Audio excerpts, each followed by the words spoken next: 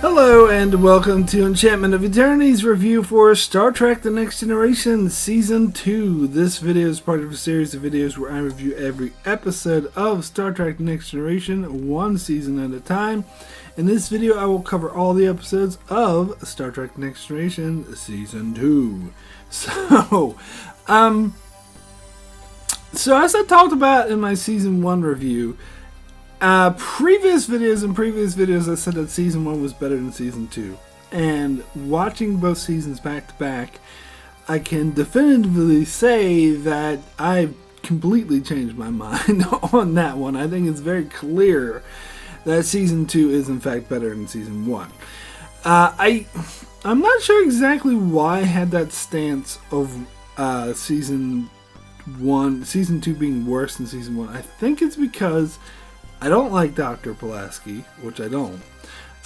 And there's a couple episodes that stand out more to me as particularly being really bad in Season 2 more so than Season 1. But as I covered when I actually watched Season 1, like the whole entire first half was like awful. And like really badly written. I think the reason why some of these episodes in Season 1 didn't stick in my mind is because they weren't because it all blends together, because all the episodes are bad. There's not one in particular that stands out as being quite awful like there is in Season 2. But from a writing perspective and from an anything perspective, you can see how the writing is much tighter, the acting is tighter, even the production design is tighter. Like, they definitely showed a lot of improvement in Season 2 and started getting their shit together, which is actually quite surprising considering that there's actually a writer's strike going on. That Season 2 was really heavily affected by this writer's strike. But still not a very good season. When you look at the good seasons of Next Generation, it's definitely 3 through 7. The first two, I would lump Season 2 along with Season 1 as being not good, and that the show didn't actually get good and become the show that everyone loved, that became a classic until Season 3. But Season 2 is definitely a noted improvement. So anyway, let's start with the first episode of Season 2, which is The Child. Now, this is kind of a controversial episode to talk about. Gotta get into some heavy subjects here. First of all, before I do that, this wasn't a script that was originally supposed to be... there was a script from Star Trek Phase 2. As I mentioned, it's one of two scripts. The other one won't come until all the way in Season 4, which is Devil's Due. But it's one of two scripts that they used from the abandoned Phase 2 and translated it to Next Generation. And so you could tell that originally this was supposed to be Ayala, who was got impregnated by some alien being. Now, getting into alright, let's get into the controversy. So a lot of people describe this episode as being horrible because Counselor Troy is raped, and then she raises the child that basically raped her, and they say that it's very horrible for that reason, that she's embracing her rapist or whatever. I completely disagree with that analogy. There's no sex involved here. She's not raped. She's actually...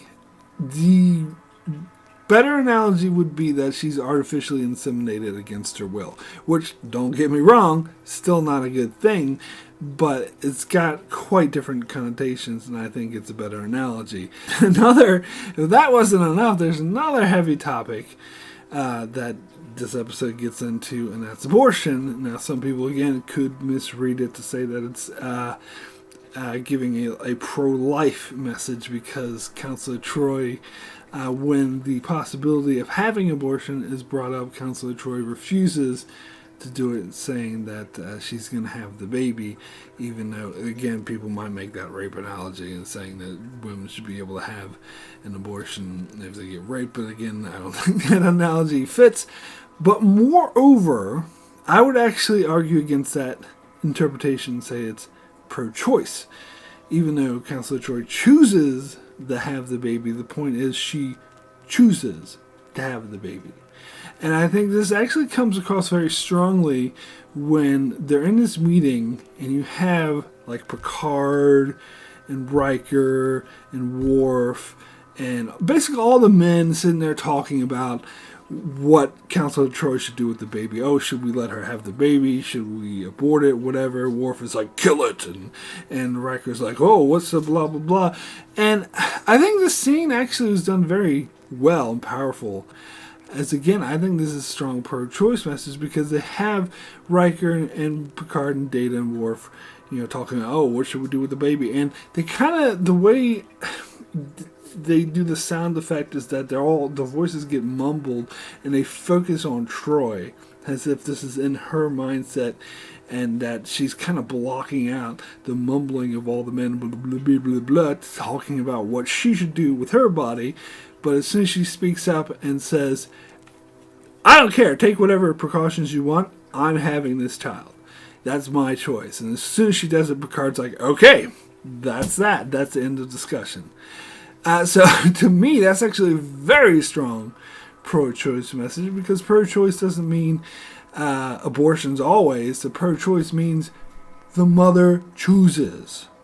She could choose to have the baby. She could choose to have an abortion. But the whole point of pro-choice is that the woman has the choice, which was clearly the case here because all the men could talk themselves silly about what she should do. But as soon as she put her foot down and said, this is what I'm doing, everyone shut up, and Picard's like, okay then, that's what we're doing. End of discussion, which I loved. So I think that was actually a strong feminist moment, and I actually think this is a strong episode for Counselor Troy as well. A lot of people criticize her and her as being a terribly written character, and I think they overly do that personally. But anyway, it's not a good episode though. As much as I like that moment, the overall... Now, my brother kind of brought up in his review that this, since this is the premiere of Season 2, is kind of similar to Encounter for a Point when they're showing off all the new stuff in Season 2. Riker having a beard, Geordi being the engineer, Dr. Pulaski, and then they're introducing Guinan, of course, because there's a subplot of Wesley wanting to leave the Enterprise, of course, because his mother's not there anymore. And so it's basically an excuse to keep Wesley in the show while getting rid of Dr. Crusher. And so Guinan was involved in that subplot. So you meet Guinan, you meet 10-4, they're showing off their new props. And so, as my brother would say, he would show all these things to me. Isn't that cool? Which, there's a lot of that did take up a lot of the episodes. So the actual plot, which there's two plots, because there's not just the thing with the baby, with Troy having this alien baby, but it's also they're transporting some alien virus thingy-mabobbers that are like highly dangerous and has this like really annoying engineer taking them on board. And so you have all these, showing off all these things, and have the subplot with Wesley and introducing Pulaski, introducing Guinan, introducing Riker's beard. That's very important. And so there's not much time to focus on these two plots, and having two plots on all this stuff, they don't really service them well. So the plot with Counselor Troy having the child is really, like, the plot with the viruses is just meant to be a side plot. It's meant to be a thread of the week. It's not really meant to have like a full arc. But the plot with Counselor Troy and her baby is meant to have a full arc, but it doesn't. It's very underdeveloped.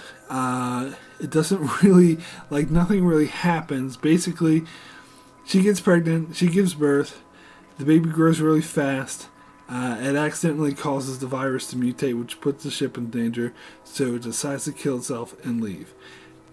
That's all there is to it. You don't really get any of the character development. You certainly don't get attached to the child. So at the end of the episode, when the child decides to kill itself, and Troy is like freaking out, this is actually, I'm gonna say, it's decent acting by Marina Sirtis here. How she like starts freaking out as soon as she hears her son says that he's gonna die. But you feel no attachment to this. Like, you don't care. Because they didn't develop this character at all. It was like, boom, boom, boom. He's born. He grows fast. You barely meet him. They barely focus on the storyline because they're trying to do way too many things. They're taking way too much time focusing on Riker's beard. Or actually, more of Guinan and Pulaski. And this is the episode where I guess I'll get into Pulaski more. I don't like her. I know that's a quite common mindset. There's some people who are like contrarians who do like Pulaski and try to argue that she is a good character. I'm sorry, but in this case I have to go with the majority. I just think they mishandled her introduction. In this episode in particular, she comes off, she's rude to Picard, or Picard's rude to her for no reason, and then she's rude to him back, and then she treats Data like shit, because, data, whatever, who cares, you're just a walking, talking calculator. Like, that's a bad way to endear a new character to the audience, because everyone loves Data, so and everyone loves Picard, she's being rude to Picard, she's treating Data like shit. So you're like, fuck her. Who is this? Who the hell does she think she is? Coming on here, taking Dr. Crusher's place, who, by the way, was a great character, and just treating everyone like shit. Who the fuck do you think you are? That's what the audience is thinking, and so from the get-go, they're soured for this character. But anyway, so, yeah, this episode's not good. In summation, not a good episode. Anyway, let me get to the next episode, which is Where Silence Has Lease. Now, when I first started watching The Next Generation, is when I first got into Star Trek. I started watching the original series, The Next Generation, for the first time. I would watch it on reruns every day and record them and label the tapes and all that sort of jazz. And I talked before about how I saw season 4 first, and season 5 was airing, so I was watching that week to week. And I saw season 4, and then I saw season 1 and 2, and then it was like, then I saw season 4 again, and then maybe like a year later, I finally saw season 3. Now, when I was first watching that, during that time period, where basically just saw seasons 1, 2, 4, and part of 5, I considered this episode, Where Silence Has Lease, is one of the best episodes. So for that first year, I was like, this is one of the best episodes of Next Gen. Like, if I did like a top 10 or top 5, this would make my top 5. It would be nowhere near my top 10 now. But I sort of had that memory of having these strong feelings. Like this, the other episode, the one I considered the best was Future Imperfect for season 4, but I'll cover that when I get to season 4, because nowadays, like, again, I don't think that high. It would be nowhere near my top 10. But anyway, so I still have positive feelings about this episode. I realize why I liked it, because I think it is very effective in its creepiness. I would say even more so than Conspiracy from season 1. That at first you don't really know what's going on and how they go into the void thingy, and then they see like Romulan Warbird that destroyed easily, and then they see Yamato, they go there and it's empty, and Riker and Worf on the bridge, and they see mirrors of themselves. So and I think the music goes a long way to adding to this sense of eeriness, which I think this episode accomplishes very well. On top of that, like the opening scene with Riker and Worf on the holodeck doing the calisthenics, like, I mean, again, you get the kind of cheesy writing that's inherent in season 2, where Worf like goes to attack Riker and he has to say at ease, Lieutenant. Like, he wouldn't do that. That's a bit silly.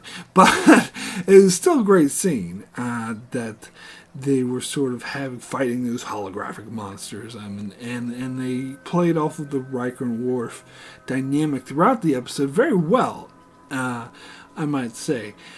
And then when they had the big reveal towards the end of the episode that it's Nagilum, which I think was a very creative alien monster. Well, not monster. It was typical of the original series where it had the godlike. Although this one wasn't.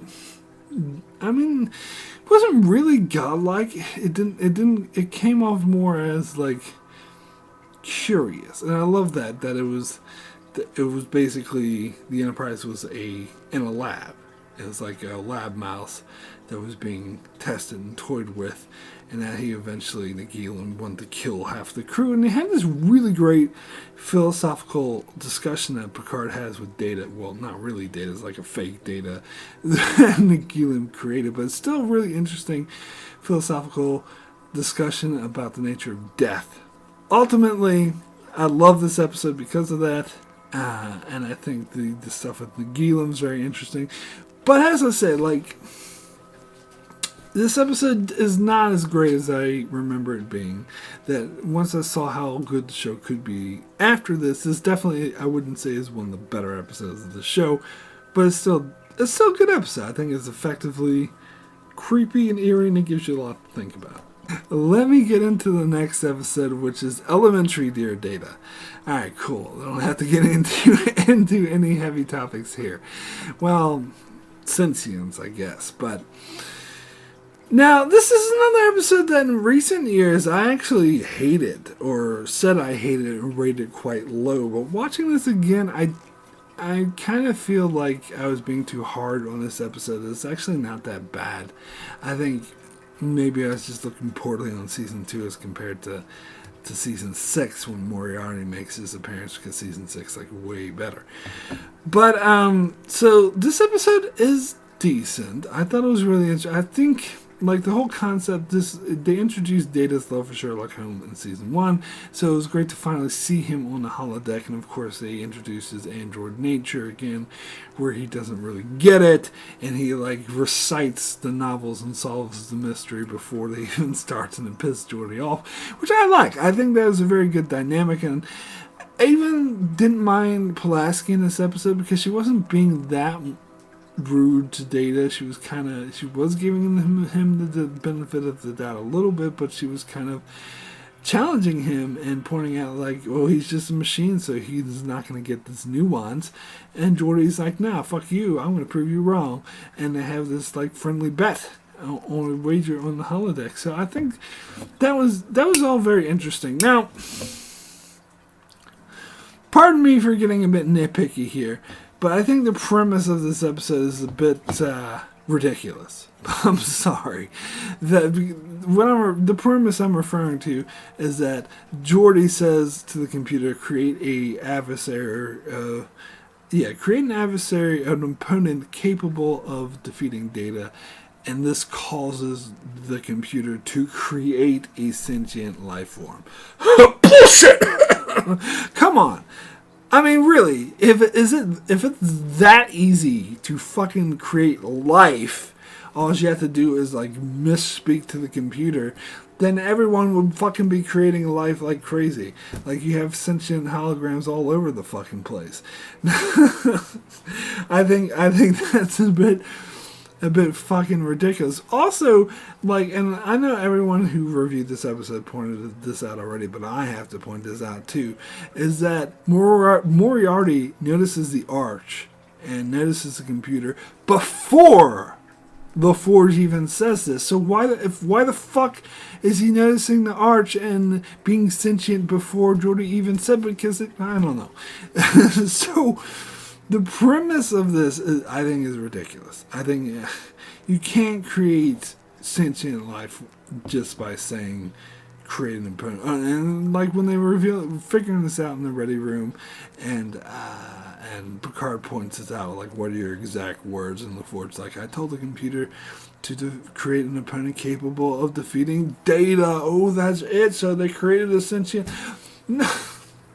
There's plenty of ways the computer could create a holographic opponent capable of defeating Data without being fucking alive. Like, I don't know. And he doesn't even want to defeat Data once, of course, he realizes he's sentient. He wants to realize the nature of his existence, and that becomes more important. So honestly, I think this episode kind of gets sidebar by that, and I didn't really find the ending resolution that satisfying. It seems like they kind of just went off on a tangent and forgot about the main plot, which I actually thought was really interesting. I mean, I didn't think they had to go into this threat of the week. Ooh, sentient life, he's going to destroy the Enterprise. I think they should have just stuck to a very more simpler plot of Data trying to solve playing a game in the holodeck, trying to prove that he could actually solve a mystery and that he wasn't just a stupid machine.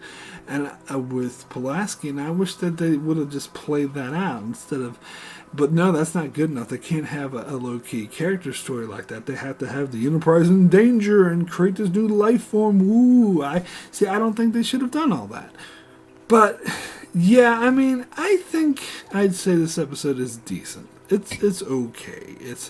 It's not as bad as I thought it was. I think there are some great character beats, particularly with Data and Pulaski, and there's some things about the Moriarty thing I like, but overall I think the plot kind of loses structure and loses steam halfway through, and the resolution isn't quite as powerful as the setup, in my opinion.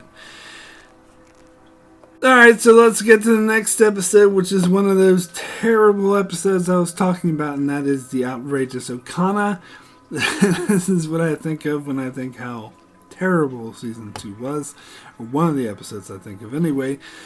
So, this episode had two plots. Both of them were cheesy. Both of them were quite ridiculous and horrible. So, one was the title character, the Outrageous Okana, who is like a stereotypical, stereotype swashbuckling handsome lad who's just like Okana, who is like instantly like gets hot chicks like crazy. Like I think they really went over the top with like he slept with like so many different women in a short time, and like his cheesy one-liners would work with them, which I don't know. I didn't quite buy it. And like that time where Worf wanted to get him and he was like making out with some chick and he refused to go, and Worf's like, "You will come with me," blah blah, and he was like, "Oh, see what it take for me to get you out of your arms," or some bullshit like that. I don't know.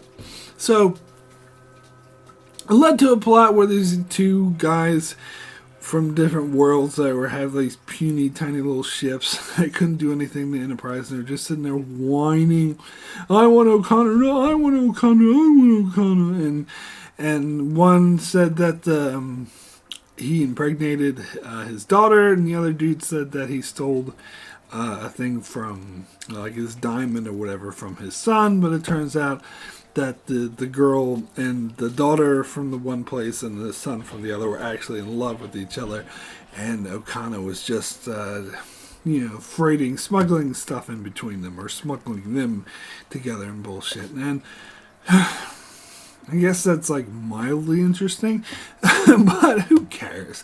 Like I just think this character was just like so dumb, and all his interactions with like Wesley and Geordi, it's just I didn't buy it. He was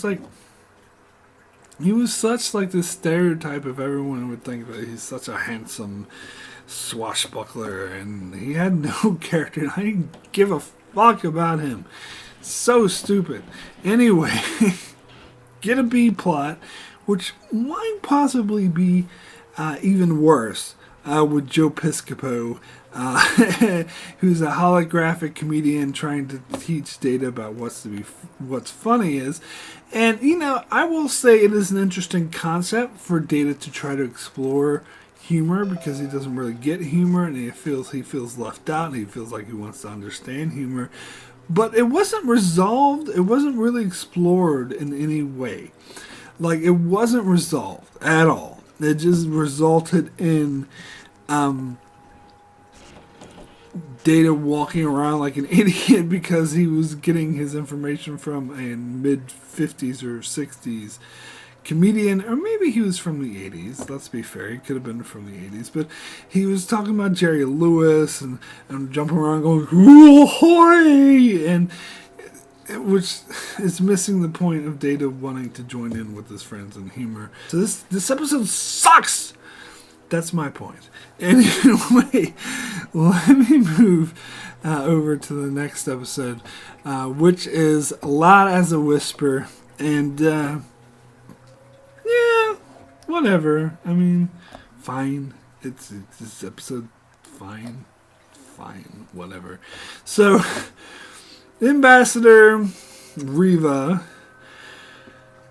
I'm sorry. It's a local thing. The town I live in has a road called Riva Road, so I always call this guy Riva Road.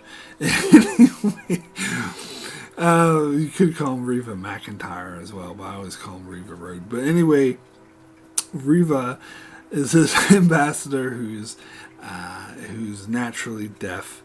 And he can't speak, so he has a choir of people who speak for him and have the different emotions. Now, I don't buy that Picard didn't know this, because they were aware of him. Like, he's this renowned ambassador he's a peacemaker who's made all this peace. And they had, even Worf said this thing about, there was no Klingon word for peacemaker before he came along.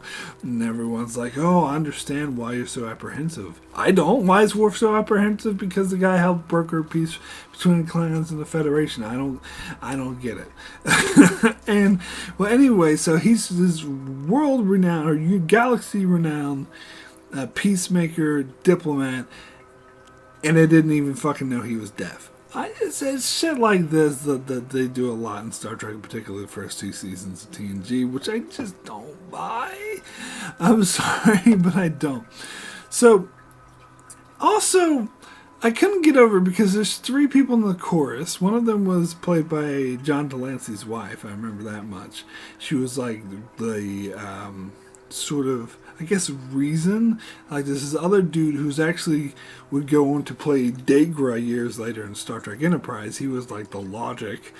And then they had this really cheesy, sleazy, greasy guy who was like all swarmy, and he was supposed to represent the libido, and every time he saw Troy, it's like, oh, Troy, blah, blah, blah, let me talk, and hating it. Every time they did it, I was like, oh my god, that's so fucking cheesy. I really don't buy that Troy would actually be seduced by that. And plus he would do it in front of everyone, like Picard and Riker and all these other people would be there, and he had this it's the guy he introduced as his libido, and constantly would be like, actually, let Troy take me through the quarters, blah, blah, blah, blah, blah. That annoyed me. I'm sorry, that kind of pissed me off. But the actual episode is when they get there to make peace between these really dumb aliens who, they never explain why they wanted peace. They've been at war for... Again, Star Trek is infamous for just drawing huge numbers out there without any sense of realism. They were at war for 800 years of bullshit. Like, I don't buy that. You know how long 800 years is. And I think it might have even been longer than 800 years. So it was some ridiculously large number, which I just don't buy. But anyway, so these 2 dumb aliens, I say dumb because they are actively stupid. Anyway, they... been at war for so long, and for some reason they're desperate to make peace, and Picard and Riva are like speculating over why it is they want to make peace, and they never explain it. They never figure it out. It's never mentioned in this episode. Never, because they don't care. The plot doesn't care, because it's incidental, because the dumb aliens aren't really the point. The point is the peacemaker, and the way he's all like arrogant, like, I'm gonna make peace right away, blah blah, listen to me. And it's funny because the only reason the dumb aliens listen to him is because he has this reputation for being like this great peacemaker. So they've already convinced themselves that he's this great peacemaker, so they just do everything he says. I don't really see any skill Sorry, it just seems like he just is being like an arrogant ass and being like, I'm gonna make peace, blah blah blah, and he goes down there and he gets his chorus killed, and I don't buy that it took him this. I don't buy that he's a great peacemaker. I don't buy that it took it this long for him to fuck up so badly because he was being so arrogant the whole time. Anyway, I will admit the episode does get somewhat interesting when he does have to deal with this tragedy, and he's doing the sign language, and Data learns the sign language. Again, ultimately, this episode, fine, whatever. Let's move over to the next episode, which is the Shitzoid Man. I was trying to say that this episode's shit because it is. Alright, the Shitzoid Man, where Data meets his grandfather. Now, I was just talking to my brother the other day about how Data has a ridiculous amount of relatives. So far, we've only seen him meet his brother, and now we're seeing him meet his grandfather, but eventually he'll meet his father, he'll meet his mother, he'll meet, like, his third abandoned brother eventually. Like, Data has more relatives than anyone else in the Enterprise crew. It's ridiculous. It's been ridiculous for them to call him the grandfather. But anyway, the best thing about this episode is Dr. Solar. Even though she doesn't do much, she sort of became part of lore, where the Vulcan Doctor is one of the rare Vulcan characters we see on Next Generation. But she doesn't actually do much. Like, they beam her down to the planet to help Graves because Picard and Pulaski have to go deal with this, plague, which the episode obviously doesn't care about because it doesn't focus on that at all. And they do this near warp thingy, which seemed really unnecessary. Like, from the time it took for them to set it up, it seems like they could have just slowed down, stopped beaming them down. Would they really lose more time doing that? No, they wouldn't. It just seemed like they wanted to show, let's show off this thing. And Troy says, was it Troy? Yeah, I think it was Troy. It says, it felt like I was in that wall. And Worf is like, that's because you were. Ooh, isn't that cool? What does it have to do with anything? What does it contribute to the plot? What does it contribute to the characters? What does it contribute to anything? Absolutely nothing. It was a complete waste of time. Ooh, look at this. This is cool near warp. And it doesn't even seem necessary for them to do it. But anyway, sidetracking. Main point is this arrogant guy calls himself Data's grandfather because he taught Dr. Soon everything he knew about cybernetics. And he has this, like, crush on the, his maid or whoever that was, his caretaker, who's looking after him, who's this hot chick, and he dies, and they beam him aboard, and Data starts acting weird, and it takes everyone far too fucking long to figure out that something's going on with Data, or to figure out that the dude, Ira Graves, put himself in Data. I mean, come on, it's fucking obvious. Now, you could just be like, you're the audience member, you have this information from the TV, where if you were actually a character in the story, you wouldn't have this obnoxious information that has an audience member, which is true to a degree, but still, come on. Like, he's hitting on the chick, he's like yelling at Picard for even being close. It's like, you're loving her, you're gonna take her away from me. I mean, fucking obvious that that he's acting like Ira Graves. It takes him way too long for them to figure this shit out. It's just so frustrating. And then, I just don't care. I think Data attacks Geordi or something, and he attacks Geordi or Worf, and they're unconscious, and Picard goes to talk to him, and he realizes that Ira Grave doesn't want to hurt people, and he just can't control Data's body, so he has to talk him. I mean, Brendan Spiner does a good enough acting job playing like a different character, but I really don't care. And then the ending solution is he puts himself in the computer and his personality dies anyway, so what's the point of putting himself in the computer? I think it would have made more sense if he put himself in a portable computer that the chick took with her, and so he kept his personality, but the fact that his personality just went into the Enterprise computer and got dispersed, and he might as well be dead, really. I don't know. This episode sucked. Anyway, let me move over to the next episode, which is Unnatural Selection. This was a decent episode. Again, this is another episode that's a bit better than I remember it being. I remember it being kind of bland, but because it is kind of ripping off, it's the same premise of the Deadly Years episode from the original series, so you could say it's like another Naked Now. But it's not really, because the only thing that's the same from the Deadly Years is that there's a virus that causes people to go old. That's it. That's the only thing that's the same. Whereas the Naked Now, like, everything was exactly the same as the same situation. There was a dying star. Kid took over engineering, and the ship was in danger. And it was almost the exact same episode, beat for beat for beat for beat for beat. Whereas here, people get a virus that makes them go old. That's it. Nothing else has anything to do with the Deadly Years.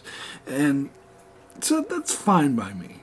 I mean, sure, it is kind of unoriginal, but not even the whole crew gets it. It's just Pulaski, and she doesn't even get it until towards the end of the episode. They encounter another ship that has it, and they have the quarantine on the ship, and they go to this scientific community where, these stuck-up scientists are like, ooh, save our children, which not really their children, it's like genetically enhanced, which I thought was illegal in the Federation. But leave that aside, because I think they kind of touched on this, of course, in Wrath of Khan and Spacey, but I don't think it was until later years of later TNG and later Deep Space Nine that fully established that any kind of genetically enhanced is completely outlawed and illegal. So, this is kind of before that, but, this shouldn't be illegal.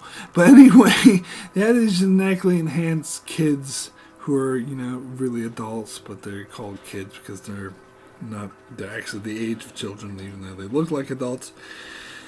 And the Aryan scientists the whole time are like, oh, it's not them, they're not causing it, they're victims, blah, blah, blah, where it's fucking obvious they're the cause of it. And of course they find out, Pulaski is like, oh, I want to prove that they're not the cause, they're not infected, and we can let them go free. And of course she ends up getting the disease because it's caused by the genetically enhanced children, because the scientists went overboard by making their immune system external and actively attacking viruses, and it caused this virus to mutate and become very deadly in other people.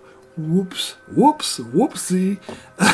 So, I just hate those scientists in this episode. They're so fucking arrogant. Oh, save the children, and it's their fucking fault. It's a kid's fault for causing the virus. And I think Pulaski almost deserved to die. But then, of course, at the end of the episode, Picard, because Pulaski has the virus, she's dying. She's got it really bad because she was in the shuttle alone with the kid. And so she's got super old immediately, and she's about to die.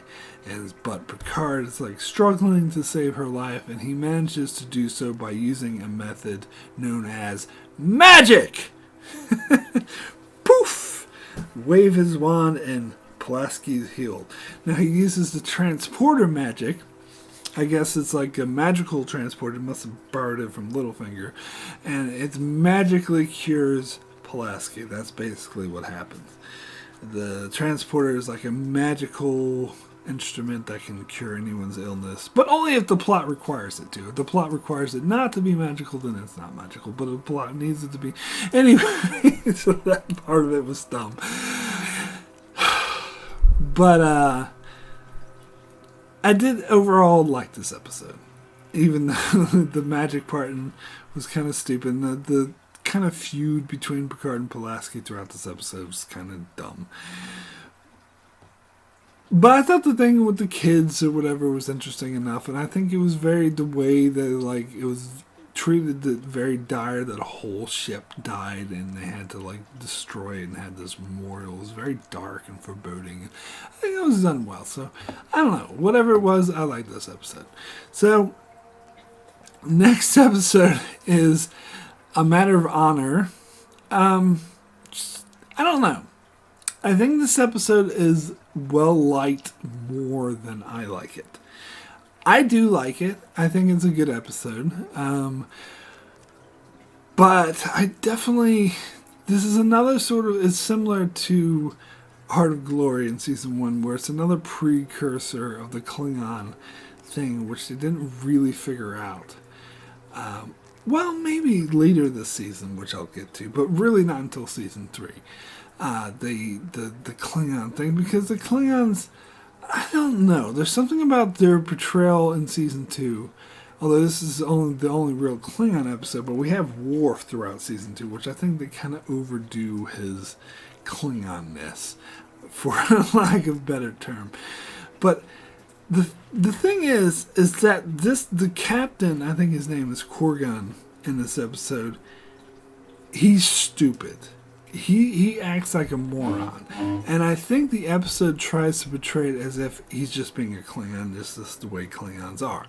But of course, later in the series, the show will develop the Klingons to make them more realistic, more relatable, more intelligent. So in retrospect, they come off as morons in this episode. So I like this episode for, again, the cultural stuff.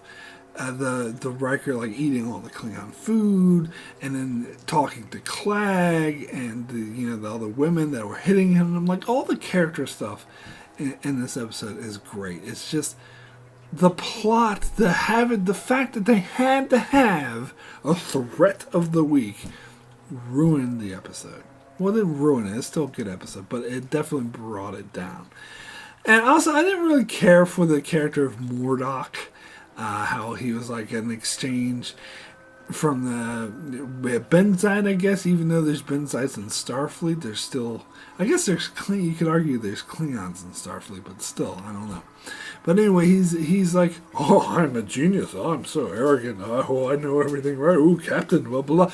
And then Worf is being an asshole to him for no reason. Like, and every time Worf says something that's like an asshole-ish, like they play like the suspenseful music, like dun dun dun, like, oh no, Worf's being an asshole to him. Like, I don't get it. I don't really get what they're...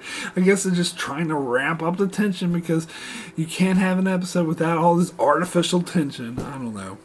It annoyed me, but as I said, I think this is a good episode. It's just not that good. I think this is definitely not... I wouldn't say it's one of the best Klingon episodes. I think they get much better at doing Klingon episodes later in the show. Anyway, let me move over to the next episode, which is The Measure of a Man. Now, I did a full-length review of this episode, and a lot of people talked about this episode a lot. Now, when I looked up the top 5 rated episodes on IMDb, this episode and another episode later this season, Q Who, were both in the top 5. Now, I love this episode, Measure of Man, but I don't think any episode from season 2 should be in the top 5 best TNG, let alone 2 episodes. I think that's just nuts, because the show clearly did not get really good until season 3. So it shouldn't even be in the top 20, let alone top 5. But that being said, this is clearly the best episode of the first 2 seasons. Now, I could get in because I'm watching Star Trek Picard at the moment. Slight spoilers for that show if you haven't seen it. Bruce Maddox comes back. And Bruce Maddox, of course, is the character who's in this episode who prosecutes Data. So it's kind of, I know a lot of people rewatched this episode when Picard came out to sort of remind them. I didn't have to because I'm such a geek. I've seen this episode a billion times already. But, so I was already familiar with Maddox. Although Maddox is kind of being an asshole in this episode. But by the end of it, he's like, oh, I appreciate Data. He's remarkable. And later we see in season 4 that Data keeps in touch, and so he's learned to respect androids, so that's the person he is. And Picard, he becomes someone who actually is very respectful for androids and ends up creating a lot more of them, just like he's talking about doing in this episode. So, anyway, watching this episode, I did give it I usually don't say my ratings, but I did give it a 9 out of 10. I was so close to giving this episode a 10. Like, so close. In the past, I gave it a 9, but after watching it again, I was just, like, so moved. I mean, I talked a bit in season 1 about Picard's speeches and how awesome Picard is. This is definitely the key episode, the best of Picard's speeches. Like, it's just such a powerful episode, how they're exploring, Data's sentience, and does he have rights? And I like how Bruce Maddox, he comes off as such an asshole in this episode. It's hard to believe that later on he'll actually be on Data's side, because one thing is like, rights, I'm so sick of hearing about rights. And Picard's like, sir, what organization do you think you're working for? Like, and I love that. And, like, the actual sort of trial was amazing. And this is classic, and it is one of the most well-known Next Generation episodes, and for good reason. This really affected me emotionally watching this time. I really got swept up in it. Now, they did kind of retcon, as I mentioned earlier in my season 1 review, they retcon Data as having a romantic relationship with Yara, when really they just had a fling when they were drunk. But, not to mention Data shouldn't have gotten drunk, but, whatever. But anyway, it does work for this, even though they retcon it, it does work for this episode. It gives emotional weight. I like this scene when Data's on the stand and he brings out his medals and he brings out his little hologram of Yar, and Picard's just like, why do you have these things? What logical purpose do they serve? And Data's like, well, they remind me of my friends, they remind me of honor, and so Picard does such an awesome job of proving like the Data is alive. And he, I love how he challenges Maddox. Is like, well, prove to the court that I'm sentient. And Maddox is just like, well, of course you're sentient. So why am I sentient and he's not? It's just such an amazing scene. And on top of that, I actually liked Picard's relationship with Philippa. And it's something I don't think I ever appreciated before this rewatch. Is that the actress actually does a good job. And I think it is interesting because we saw in We Always Have Paris, Picard having reuniting with an old fling that he had years ago, which I don't think was done very well or that interesting. I think he's done much better here. Philippa has I almost want to call her Giorgio, but that's a totally different character. I can't remember Philippa's last name off the top of my head. But anyway, she has a really strong personality. And I think it comes across as a really well-written character. And you buy the kind of relationship that her and Picard have, because apparently, like, she prosecuted them over the Stargazer's destruction, and so they have really bad blood between them. But at one point, they were an item, but Picard still resents her for what she did before, and that comes across really nicely. And she has like this really flippant attitude, but she's basically the judge, so Picard has to sort of remind her of that to take this shit seriously. And whenever he does, she's like, look, I know to take this shit seriously, leave me alone. And I just like their dynamic. I thought it worked. I thought it was really well written, and it worked really well. Now, let me get into the reasons why I didn't give this episode a 10. Chief amongst them is I don't buy the premise, and I talked about this in my full-length review of this episode. I don't buy the premise that Data went through Starfleet Academy, became an ensign, got an official commission, and rose through the ranks, being a Starfleet officer on many starships, to the point of being a lieutenant commander, second officer on the flagship of Starfleet. And yet, the Admiral could have the audacity to claim that he's the property of Starfleet. And that Philippa Georgiou, a judge, a legal advice, says that there is legal precedent for Data to be considered a toaster, to be considered the property of Starfleet. And Maddox makes it, when Picard's arguing about Data has rights, Maddox makes this stupid analogy to what if the Enterprise refused to refit. Now, the reason why I don't buy any of this, and I think this is total bullshit, is because, as I mentioned, Data is a Starfleet officer. He graduated Academy, so that actually settles. He would never be able to become an officer, graduate the Academy. Like, he joined Starfleet of his own volition. He's not property. He was found by Starfleet officers. He chose to join Starfleet. He went to the Academy. He rose to the ranks. So that the matter of whether or not he's sentient, the matter of whether or not he's an individual, the matter of whether or not he has rights, has already been decided. So this whole trial is nonsense. I don't buy that Admiral would say, oh, he's just property. He wants something to do. Like, he says to Picard, oh, Maddox has good ideas for your android.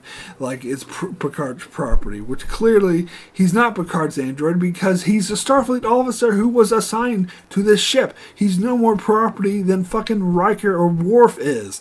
So I think I don't buy any of this. I think this is all shoehorned in so they could have this trial. And by the way, Gene Roddenberry was very much against this episode and tried to scrap it. He didn't want to get this up. He didn't want this episode to get made.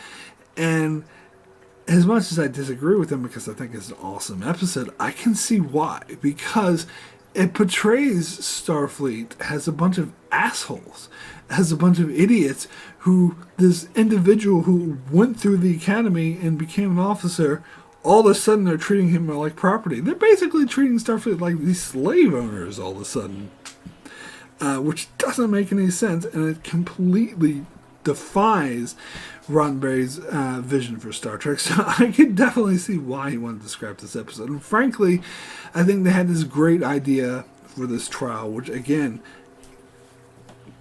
gave me chills. It was just like so powerful, so good, and it had this awesome idea, but they didn't do a good enough job of making it fit, and so they just shoehorned it in, and so they had to make Starfleet not make any sense and totally just be a bunch of defiant assholes. So I don't know. Maybe that's just me being nitpicky, but that's why that's why I didn't give this episode a 10. Which really, I really wanted to give this episode a 10 because it is so amazing. But the premise for it is flawed. I'm sorry, but it is. Anyway,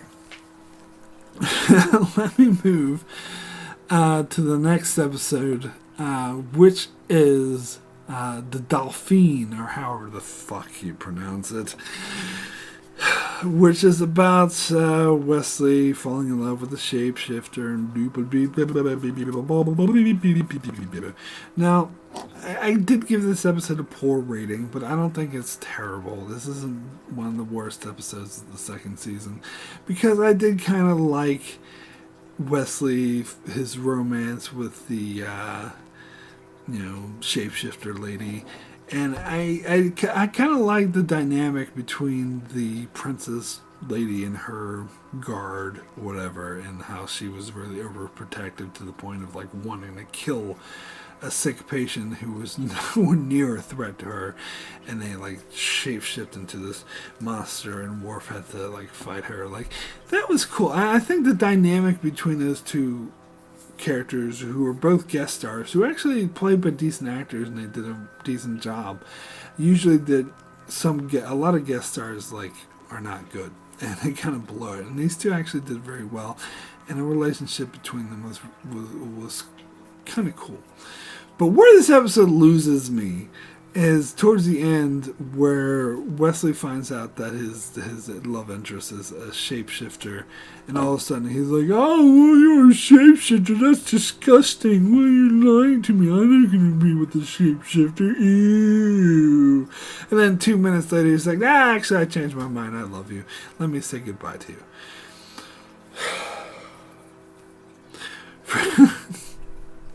First of all, he shouldn't have had that. I mean, Wesley is portrayed as someone who's smarter and more tolerant than that. To be disgusted by someone just because they're a shapeshifter. I mean, he might be surprised and maybe feel a bit betrayed that she wasn't more honest with him. But I think that his attitude of, "Ooh, this is gross," was stupid. And the fact that he was like, changed his mind in like 2 seconds. Why have him think it's gross in the first place if you're just going to have him change his mind in 2 minutes later? I don't know. That really annoyed me. And the rest of the episode, I mean, wasn't all that great either. I mean, it was okay. Like I said, there's things I liked about it, like that one scene with Riker and Guinan, where Riker's trying to tell Wesley how to talk to women, and they're just flirting with each other, and Wesley's just like, "You know what, I don't think this is for me," and Guinan's like, "Shut up, kid." Like, that's a cool scene. But, yeah. I mean, Wesley's in love. Who cares? Anyway, let me move over to the next episode, which is Contagion. And this is an episode I've always liked. This has always been one of my favorite episodes of season 2, and I stand by that. So much to say about this episode. So it introduces the Iconians and the Iconian Gateway, which, if we're being fair, only appeared in one other episode of official Star Trek in Deep Space Nine, the episode To the Death, which all of a sudden there's an Iconian Gateway in the Gamma Quadrant, but whatever. But anyway, it's because this idea, what I'm trying to say is the idea of the Iconians and how they reveal at the end of the episode that there's a gateway. I love how they disseminate this information because there's not much known about them. It's like, I think this is the episode where they first introduced Picard's interest in archaeology.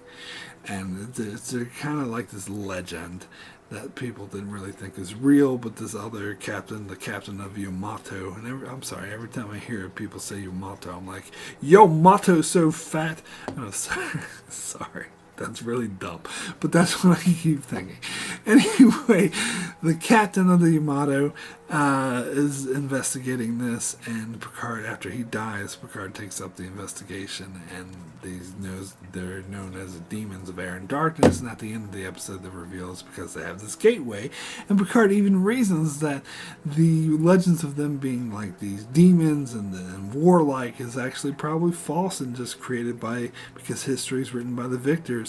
And also, like, the way they explain that a lot of the Iconians, like, went through the gateways and ended up, like, integrating into these other worlds because they said that their language was very similar to all these other worlds. So it's reasonable to find that a lot of the Iconian descendants just integrated into these other worlds and helped shape those other cultures, which is why, of course, that novel series where the Iconians are still alive just kind of defies and goes against how it's portrayed here. Because how it's portrayed here makes a bit more sense, but of course, it doesn't allow for a lot of cool new story sequels. But anyway, but the whole point is the concept of the Iconians were very well done. It's very fascinating, so I can understand why there would be a lot of wanting to continue with this. And as much as I like the Deep Space Nine episode To the Death, which I did a full-length review of as well, the Iconian Gateway is kind of incidental. It's kind of like, ooh, isn't this cool? We're going to do this cool callback to Next Gen. But really, it could have been anything. That wasn't the point. The point was the whole Jem'Hadar storyline. But anyway, so that was cool. So that always fascinated me. Particularly the scene where they find the gateway and they show. I think that was actually really well done, especially considering the low budget that they had. Seeing all the different things flashing by, and all they had to do was step through and be on a different world. it just boggles the imagination. It's just really cool.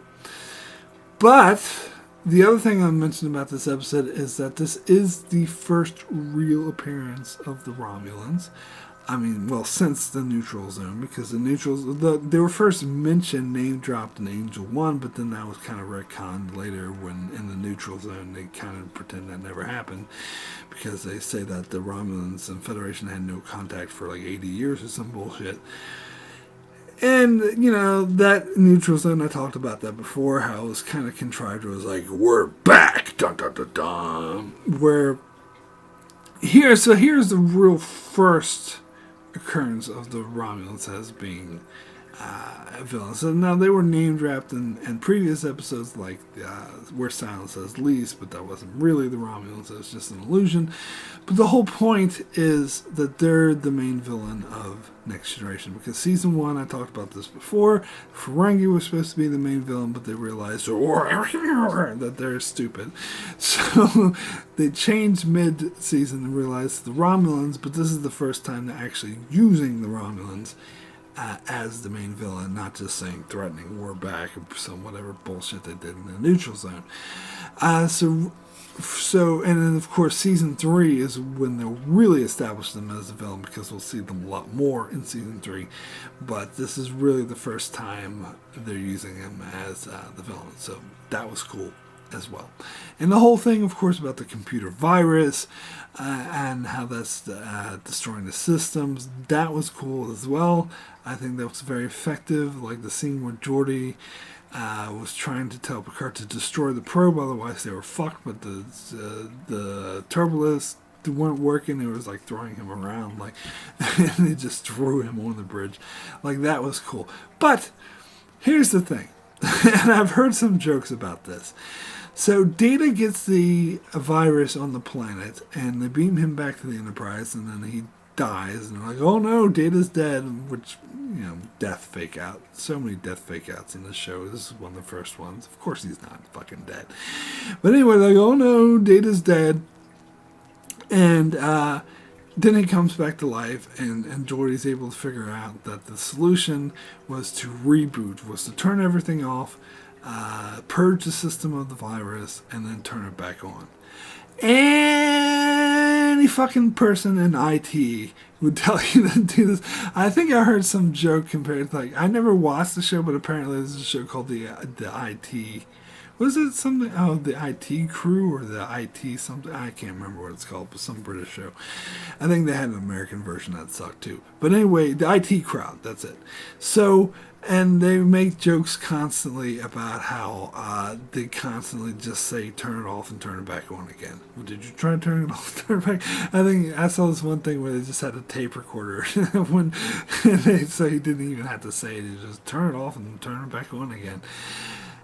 And so I think I saw some joke or some meme that had this, like, oh, we had this Iconian virus, what do we do? And it had the guy from the IT crowd, did you try turning it off and turning it back on again? I mean, oh, come on, Geordi. How can you call yourself an engineer if you don't know the bare basics of restarting your computer to purge the system? Come on. Anyway, I did like this episode. I thought it was a cool episode. I don't think this is like one of the greatest episodes ever, but it was pretty cool. I liked it. Anyway, let me get into the next episode, which is the Royale. Now, this is another case where I'm going to go against popular opinion, and because I think this episode is very well hated, a lot of people that I've seen say this is one of the worst episodes of season 2, which I disagree with. I actually like this episode. I don't know why. I've always had a soft spot for this episode. Sure, the premise of this episode is a bit ridiculous and a bit wonky. Like, a lot of this I don't buy. Like, so there's an alien structure that they created for this astronaut dude.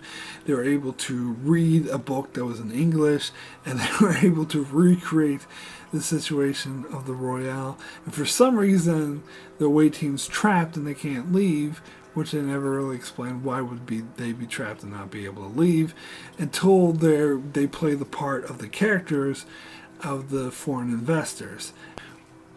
that being said, this is a fun episode, and I hate saying that because a lot of my episodes that I can't stand, that I absolutely hate, that I think are shit, some people will always be like, but it's a fun episode. And I'm like, shut up, it's not fun, it's stupid. But now I'm kind of reverse, and this happens to me sometimes because I'm sure people will say the same thing to me about this episode, but sorry, it's a fun episode. I'm sorry, what can I say? I like this episode. I take enjoyment out of it. Plus, I think I like, even though the logic behind this episode is really faulty, I find it effectively creepy.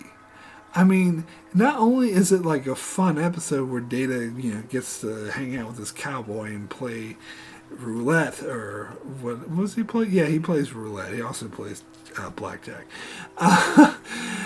But I think the concept is kind of funny and creepy at the same time, where I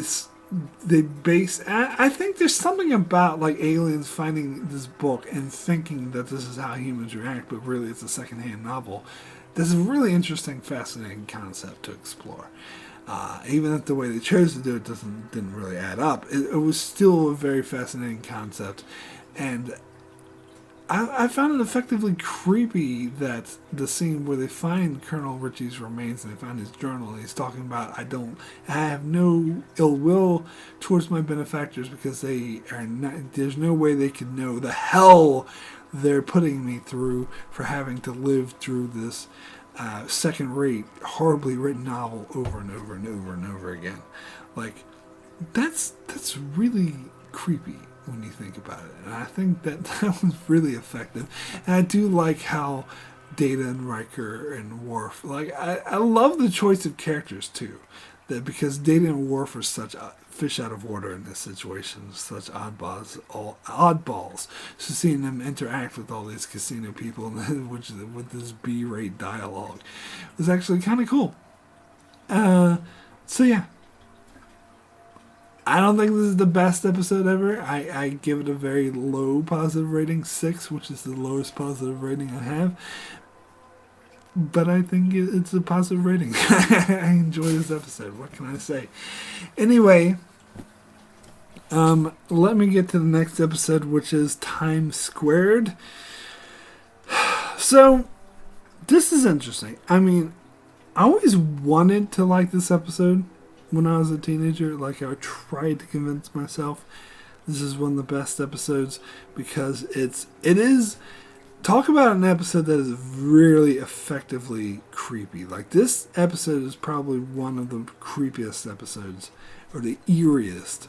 Maybe eerie is a better adjective. It's a very eerie episode. It's very foreboding as well, because you have the shuttle pod from the future come back with a different Picard, and there's 2 Picards, but because one's thrown out of time, he's really stuck in this loop, and he's really not completely coherent, and you have Picard having to face this dark side of him, this dark future where he doesn't want to admit, and so he's very rejecting. He's like, that can't be Picard, blah blah blah blah, which I think is a very interesting character study, and plus it's a very fascinating concept. I love time travel stuff, and so to have this shuttle pod from 6 hours in the future where they show the Enterprise getting destroyed, which again, very foreboding, very eerie, was very effective and extremely well done, and the character beats between the 2 Picards, and then Counselor Troy sensing that this is really fucking with Picard's head and trying to help him, but he's rejecting her. That was all good stuff. But here's the thing. This sounds like a great episode, and this is actually one of the episodes. I think it was one of the last episodes I saw. For some reason, when they first aired season 2, I missed this one. I for some reason I was out doing something and I saw like a couple minutes of it, and I was like, oh fuck, there's 2 Picards together. But it wasn't until about a year later I actually saw the whole thing, so this was another sort of oddball for me. When I actually went to see it, I was like trying to convince myself that this was an amazing episode because all those concepts I just talked about sound like they're really solid. Issue is that they don't really do much with it. The plot of this episode is underdeveloped. Let's be frank. And because even though they have this interesting setup, they have the interesting concept of the time travel, they have the really eeriness and the foreboding that comes across very well. The Enterprise was destroyed in this future timeline. How do we save it? And we have the character beats of Picard dealing with this other future Picard and how that fucks with his head. But then it goes nowhere. Then it's just as simple as, oh, let's go forward. Okay, we go forward. Problem solved. Has Darth Vader, to quote the great Darth Vader, all too easy. I mean, that's all they had to fucking do is just go forward. I mean, come on. They could have come up with something better than that. So as much as I think this is a very fascinating concept and it was really eerie and foreboding, there's just not much there. It's an underdeveloped plot. They needed more time to flesh this story out to make it a bit more interesting. Apparently, originally Q was supposed to be in this episode, and they kind of took him out, and I think they kind of fucked with everything, and they didn't take enough time to add something else in. So it's still a good episode. I still like it. I still think it's very effective of how eerie it is. But it's not a great episode because they don't really go anywhere with it. So anyway, let me get to the next episode, which is the Icarus Factor. Now, these are one of those amnesia episodes. And you might be thinking, what are you talking about? Nobody in this episode has amnesia. No, I'm not saying that characters in the episode have amnesia. I'm saying that people who watch this episode have amnesia because they can't remember what happens in it because it's so forgettable. It's just my roundabout way, because there's certain episodes, there's some in Deep Space Nine I talked about that really don't stick in your memory, and even when someone says the title, you're like, what episode is that again? And they explain the episode. Oh, this is the episode Riker's father visits. Oh yeah, I remember Riker's father visiting. But what happens in this episode? Well, Riker's father visits. That's it. Because it's not memorable. And just watching it, I can't even remember what happens in it now. It's just such a forgettable episode that's really bland. There's really not much there. I don't buy Riker's father. I don't buy... Riker comes off as a angsty teenage fucking... emo teenage, fuck you, Dad, you're not there for me, blah, blah, blah. Not saying that Riker wouldn't have good reason to be upset with the father who abandoned him. I'm not saying that any adult wouldn't have good reason. I'm not saying that there are valid reasons for grown adults to feel this way about absentee or neglectful fathers. What I'm saying is this episode doesn't portray it very well. I'm saying this episode does a piss poor job of portraying legitimate grievances, and instead he just comes off as fuck you, Dad, and it just doesn't work. And the father character himself, he's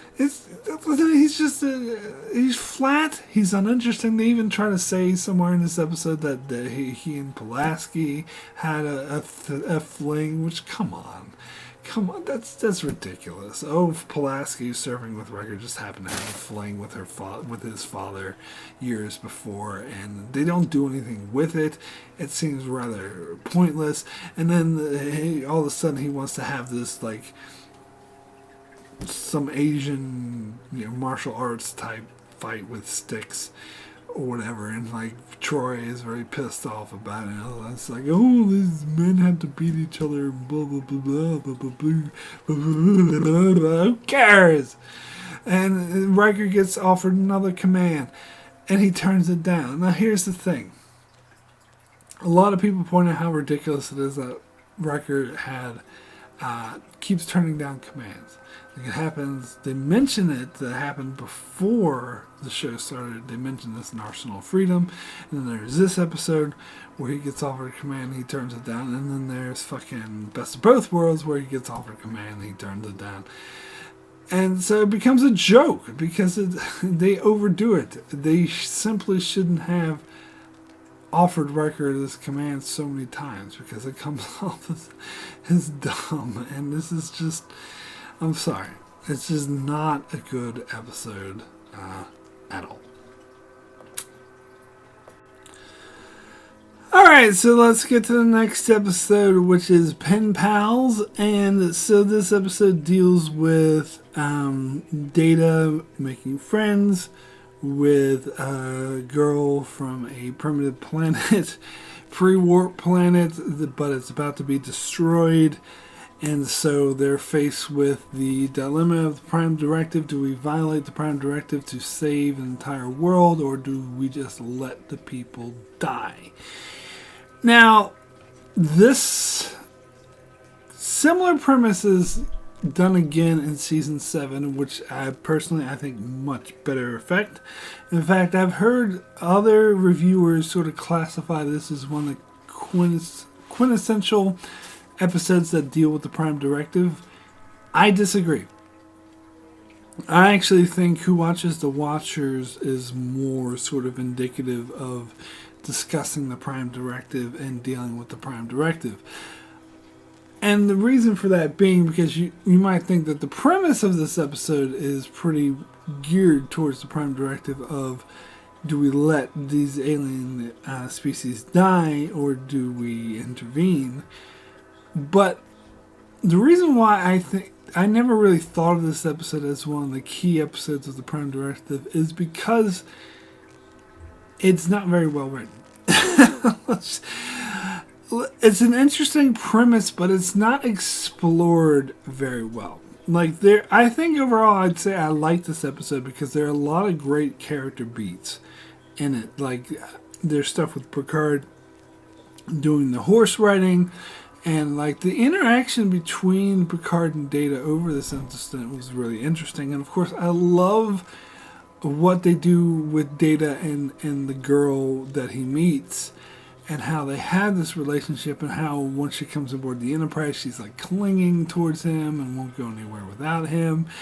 And the fact that Data was willing to risk to break the Prime Directive to have this relationship, it was a very human thing of him to do that. He formed this bond with this girl, and that he was a very strong proponent to not letting the species die, to doing something to actually break the Prime Directive, to interfere and save this whole world from destruction. But the problem is that, again, this is an underdeveloped story. They didn't really do enough to flesh out the story, and so that's why I don't really see this as one of the Prime Directive go-tos, because it's not really fleshed out. Now, that conversation they have with all the senior officers where they're arguing over the Prime Directive is really interesting, and how certain people fall certain ways, like Worf and Riker are more of, we can't break the Prime Directive, and LaForge and Pulaski are more on the side of, well, you can't let these people die. And eventually Picard's like, he comes down on the side of, we can't break the Prime Directive, but then Data plays the sound of the little girl screaming, Data, where are you? Why'd you abandon me? What's going on? And Picard's just like, stop. Alright, we gotta interfere. I thought that was interesting. Like, that was good, and I like how Picard and Riker throughout this episode have like the back and forth about how we're up to here and how they're in over their heads on how much they're violating the Prime Directive, although they never really face any consequences for doing this. Although maybe this is brought up in the Drumhead, because in the Drumhead, Admiral Satie brings up how many times Picard broke the Prime Directives, and this could be one of them, and then Justice could be another, and maybe did they break it in Who Watches the Watchers as well? I don't know. But anyway, so it's an interesting premise. The problem is I think I can really pin down the exact problem with this episode. And that is, at the start of the episode, Data, we get a transmission of Data, here's a transmission from this little girl that says, is anyone out there? And he replies and says, yes. Then we jump like 8 weeks into the future where Data goes to Picard and says, I've been talking to this little girl for 8 weeks. That's where this episode falters. That is the main fault of this episode. That's where it fails. Because we needed to see that character development. You can't just skip ahead 8 weeks and be like, oh, Data has developed this relationship with this girl off screen. And now they're good friends. It all happened off screen. So the audience has no connection, feels no connection to this. It doesn't really feel that well earned. Even as much as I do like it and I think it's really cute and strong character development for Data, it could have been even stronger. This could have really fleshed out Data's character more. This could have been a really turning point for his character that could have affected his character journey going forward. Of course, it's never mentioned again. And that's because they skipped over the most crucial part. And why did they do this? So they could have enough time to have a side plot with Wesley getting his first command. Who gives a fuck? I don't care. That storyline was stupid. I didn't care about it. They should have developed this storyline with Data more. So, again, I like this episode. In fact, I wanted to like this episode a lot. I wanted to give this a really high score, but I couldn't. I gave it a 7, so which is a decent score, but not a really high score because it was underdeveloped. They didn't really give this story the attention that it deserved, in my opinion. So it always just, we're looking back on this episode, it always felt like a sort of half-written episode. I think that's why it never really stuck in my mind as much as other episodes like Who Watches the Watchers, or Symbiosis even, which were better developed episodes than this, which kind of seemed a bit forgettable because it was underdeveloped. Anyway, let me get to the next episode, which is Q Who. Now, if you're not familiar with my channel, you might be expecting me to say, oh, this is the best episode ever. I love it. We see the Borg. This episode's amazing. But if you are familiar with my channel, you've seen the full-length review I did for this episode and other videos where I talked about this episode, you will know I do not like this episode as much as many people do. As I mentioned before, this was in the top 5 IMDb. And I think it's totally did not deserve to be there.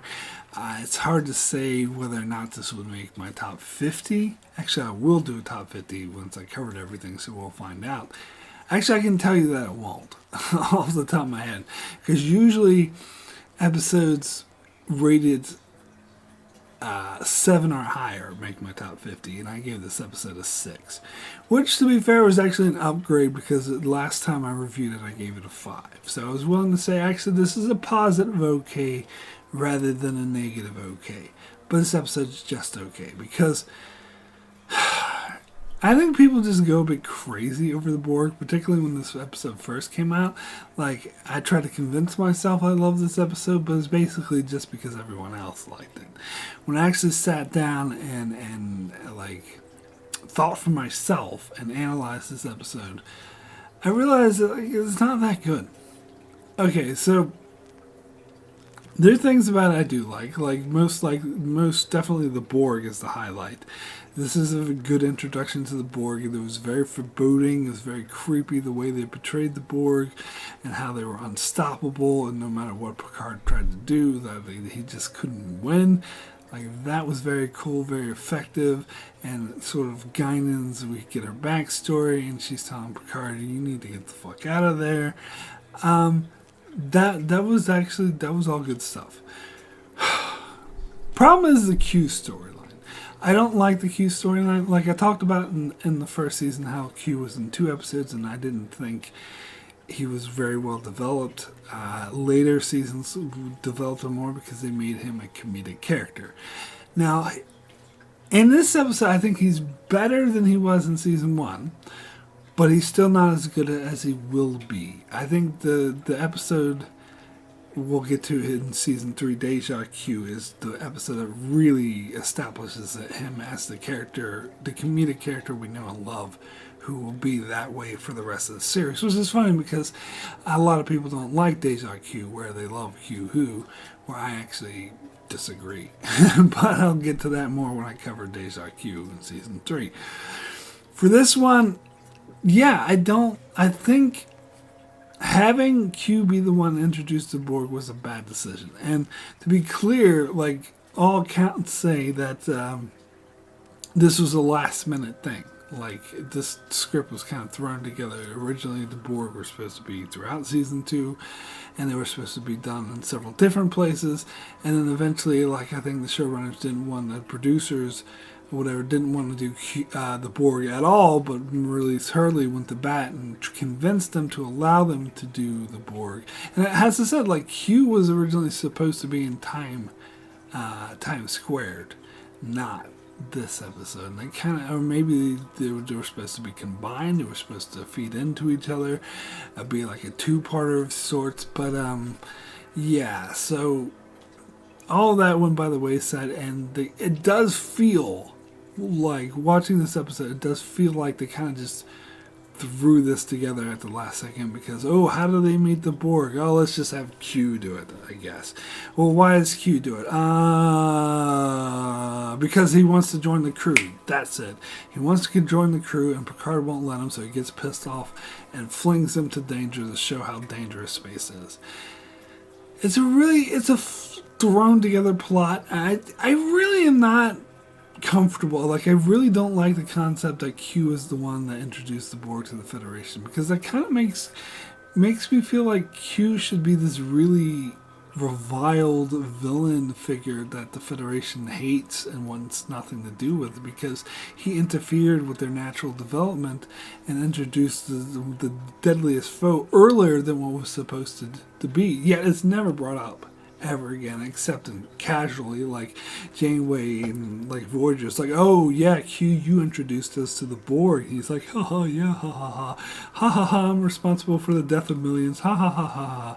Like, it just doesn't sit right to me. I think it's bad writing. I think the writers were just too lazy. I think it would have been much better if the Federation met the Borg naturally in some other way, maybe tied it into the events of the Neutral Zone like they were fucking supposed to, instead of just pretending like it didn't exist. It's funny because they reference the Neutral Zone, that episode, in this episode, yet it never makes sense. It never fits. And, like, why does Q want to join the crew? Like, that doesn't make any sense to me. And also, as I complained about in my full-length review, is like, why is Guinan going like this? Like, does she have these special powers, and Q, like, hates Guinan? It's like, oh, get rid of her. Like, you're omnipotent! You just snap your fingers and make her disappear. What's going on there? Like, implying she has these powers that's capable of fighting Q? No, she doesn't. What the hell are they doing here? it just bothers me. And, this isn't this episode's fault, but the way the Borg are portrayed here, of course, is nothing like what they'll become later on. So watching this episode in retrospect, it seems really out of place because the Borg are totally different. They're only interested in technology and not people, whereas in the future, they're more interested in assimilating people. I guess they're also interested in technology, but whatever. Anyway,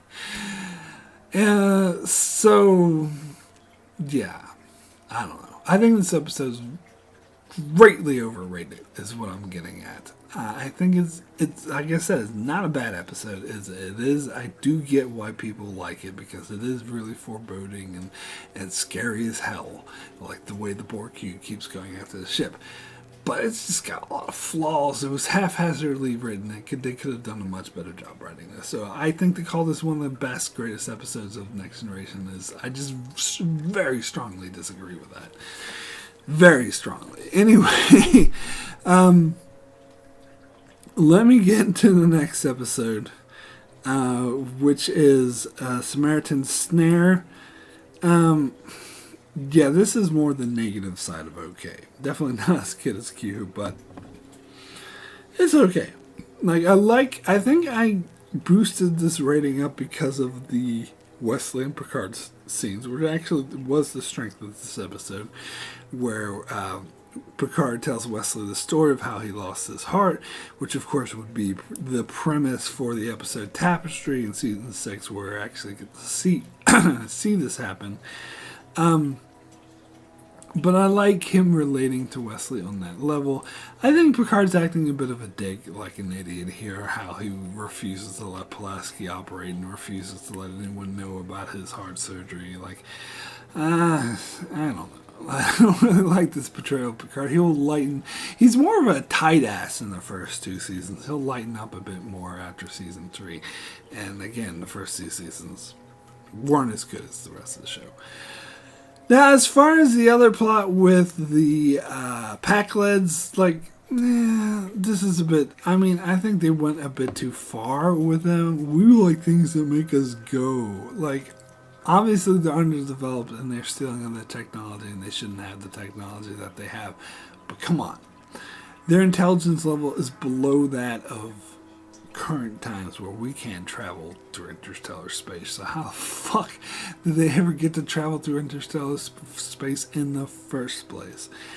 And I don't know. The whole thing about Geordi being held captive. Alright, this is the thing that gets me. Is that Troy comes on the bridge and she says the Forge is in danger. And Riker calls over, Geordi, you okay? He's like, oh yeah, I'm fine. And Deanna and Troy's like, he's in danger. They don't want our help. They have ill intention. He's in danger. And Riker, his attitude basically is like, whatever, it's fine, who cares? And then the Forge gets captured. And Riker never apologizes. Be like, oh, well, I guess I should have listened to you, Troy. It's funny because a lot of episodes miswrite Troy or just forget that she has empathic powers where she should have used them. This episode remembers that she has empathic powers, but Riker just ignores her. I don't know. That's dumb. But otherwise, this episode's it's fine. Whatever. Let's move over to the next episode, which is Up Your Ass. Up the Long Ladder, which can just it can just go up someone's. Fuck this episode. This episode is terrible. It is a terrible episode. So this is the one we have the Irish farmers. Why? So there's 250 people. They just shove them in the cargo bay. They don't. Where do they sleep? Do they expect them to sleep on the floor? Why don't? I don't know. I know the Enterprise has a lot of spare rooms. They have these luxurious rooms for guests that has they're huge.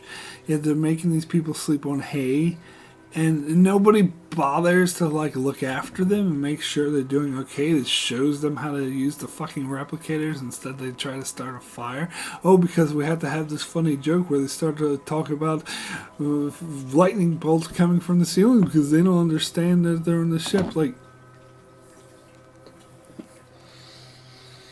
This episode is so contrived in order to have comedy. This will be funny if this guy acts like this. Let's have him act like an idiot.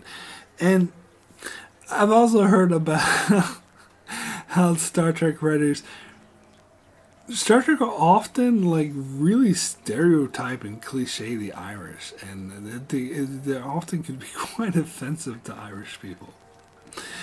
This is a case in point. And why does Riker that sex scene with Riker and that Irish chick was so unearned and unnecessary and uninteresting and just out of nowhere? It was and the way he's blatantly flirting with her, I don't know. Now the cloning storyline, I guess that wasn't quite as annoying. I will say that. I guess it was a bit more interesting. because they find out there's something weird about the colony and it seems normal, but there's like everyone looks alike, and they realize that they're all clones. So there was only like 5 original people, and there's been the whole like generations of clones. So they want more DNA. They want more DNA so they can clone more people, because they're all copies of copies, and they're all going to go extinct in a couple of weeks. But Riker says, "No, we don't want you to clone us, because I think I'm unique, and I don't want to have a clone of myself." Unbeknownst to him, he does have a duplicate living right now. Season 6 spoiler. But anyway, he's like, "No, I don't want to have clones," so therefore they rule out this possibility, because I guess no one else in the Enterprise can speak for themselves. Riker, just because Riker says no, then that rules out the thousands of people that live on the Enterprise from donating. But anyway, Pulaski thinks it's a bad idea, because they'll just delay the inevitable. Really? So if like hundreds of people donate and they have all these different clones, like hundreds of clones as opposed to 5, then it's not going to make any difference? Whatever. They just have a bias towards clones, and they want them to go biological. But, whatever. I don't really care about that. So anyway, they try to force it out of Riker and Pulaski, the 2 people who specifically said no. And so Riker kind of overreacts. He beams down and he vaporizes the clones. Now, I've heard of some people had a huge issue with that. I don't know. Like, I kind of... See, this gets back to the whole... This is similar to The Child, where it gets back to the whole forced artificial insemination against their will. And I can kind of see... like in The Child, Troy was like, okay, let's have the baby anyway. But in this case, Riker's like, fuck no. Because this was done against my will. Now, some people... I don't know. It gets to the whole abortion issue. Was it murder? Like the, scientist dude comes in and was like, "Oh, you murdered them." But I agree with Riker here. Like, they did this against his will, and if he wants to terminate it before the clone is fully formed, then that is totally his decision. And Pulaski also, like, she nods her agreement, so she gives him permission. So I don't really see this as that big of a deal. I actually kind of totally saw Riker's perspective here and why he would do this. I still don't get why they didn't ask any of the other 1,000 people on the Enterprise. Surely some of them might have actually said yes, but no, we don't want that. We don't want the cloning's icky and weird. We'd rather have these people fucking. So let's have them hook up with all the stereotype Irish people, and then of course, the very stereotypical Irish leader is like, "Oh, I'm so interested in my 3 wives." Ooh, I don't know. It's dumb. This episode's dumb. It's just not good. Anyway, let me move over to the next episode, which is Manhunt. An even worse episode, if you can believe it. So, this is a Loxana Troy episode. Now, I talked about in my coverage of Season 1 of the episode Haven how I actually liked Haven. And I stand by that. I actually think Haven's a decent episode. And I talked then about how I don't actually mind Loxana Troy very much on Next Generation. It's Deep Space Nine. I think there is worse. And I actually think she had no business being on Deep Space Nine. But I said there was one huge exception to her being on Next Generation being good, and I was referring to this episode, Manhunt, which is awful. It is terrible. This episode is just horrendous. Now, So, yeah, this is even worse than some of her appearances on Deep Space Nine. Some, although I wouldn't say this is the very worst Loxana Troy episode, because that honor, of course, goes to the Deep Space Nine episode, The Muse, because hashtag fuck the Muse. But anyway, other than that, I think this is probably second worst behind that, because I think the real issue, this episode was just terribly written. It was very cliche, and it's basically Loxana Troy in the heat, horn dogging, she's trying to marry random men. She is really like trying to force herself on them. She says, "Oh, we're getting married," without checking their permission, without seeing if it's okay. And it's played for comedy. It's like, oh, isn't this funny? Loxana Troy's really horny and trying to get with all these men who clearly don't want to get with her. Let's do, typically I hate like the whole men's right movement BS, and I consider myself a feminist, and I usually don't think role reversing is that relevant. But in this case, I do think it is. Because let's reverse genders here a bit. Let's say this is an old man. Well, not old, a middle-aged man. Well, I guess she's more like in her 60s. What is that? But anyway, it's a bit older than middle ages, I think. But let's say it's a man in his 60s is going around trying to get with all these women that are much younger and prettier than him, and saying, oh, they're going to marry me. Oh, we're getting married, without them having permission. And imagine that being played for laughs. I can't imagine that being played for laughs. Not at least in modern times, anyway. Even the 80s, 90s when this came out. Or late 80s. It comes off as creepy.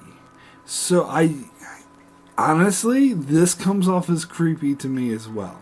I think it's ridiculous. Oh, it's okay because she's a woman. She's okay to be creeping on younger men and trying to force them into a relationship they clearly don't want to be. And plus, it just doesn't make any sense because she's supposed to be have telepathic, empathic powers. Now, granted, in this episode, they said that the heat or whatever the fuck that she was, it's not really, they try to relate it to menopause, but it's not really like menopause. It's like more like being in heat. But anyway, they try to say whatever the fuck she's going through is preventing her empathic or telepathic powers from working. Fine, but it's still the level of how obtuse that she is, and just how pig-headed and oblivious to the people's reactions behind them is just completely unbelievable. How she's like, at one point she does realize that Riker, when she says she's going to marry Riker, at one point she's like, yeah, I get that you don't want to marry me, fine. But at first she was like completely oblivious, and she keeps acting like Picard, like really wants to get with her, when very clearly to anyone's eyes that's very clearly obviously not the fucking case. So I don't buy that from a character development. Now, why this episode is so terrible as compared to Haven, because I think Haven worked because the Loxana Troy was not the main focus of the episode. She was a supporting character.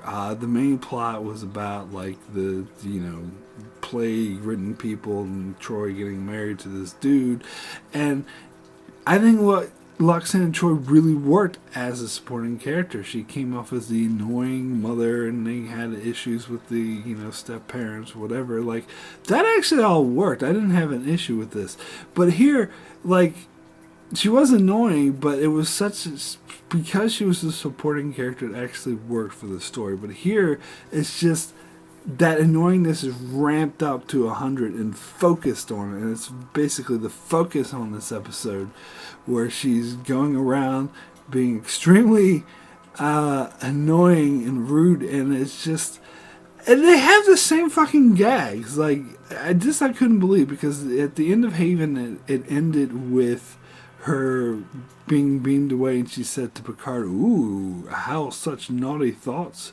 And Troy is like, oh, that was meant as a joke. And Picard's like, I am not amused. And that was okay. That was like a funny moment. But they do it again twice in this episode.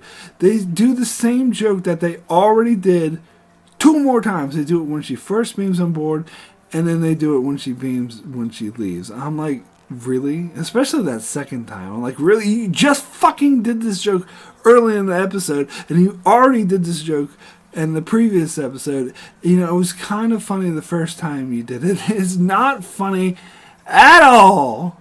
Especially since the entire episode is about her just horn dogging around the whole time, creeping out on younger men. Like,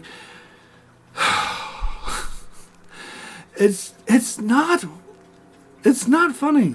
This episode was incredibly not funny, just annoying. Now, the Dixon Hill stuff I found mildly entertaining, but then, of course, as soon as Roxanne Troy enters the story again, it gets boring. Now, there's that dinner scene where she invites Picard to dinner. Picard's being oblivious, thinking it's a staff dinner where everyone's going, and he's being really obtuse and going like, oh, it is a dress code dinner, and Riker's like, huh?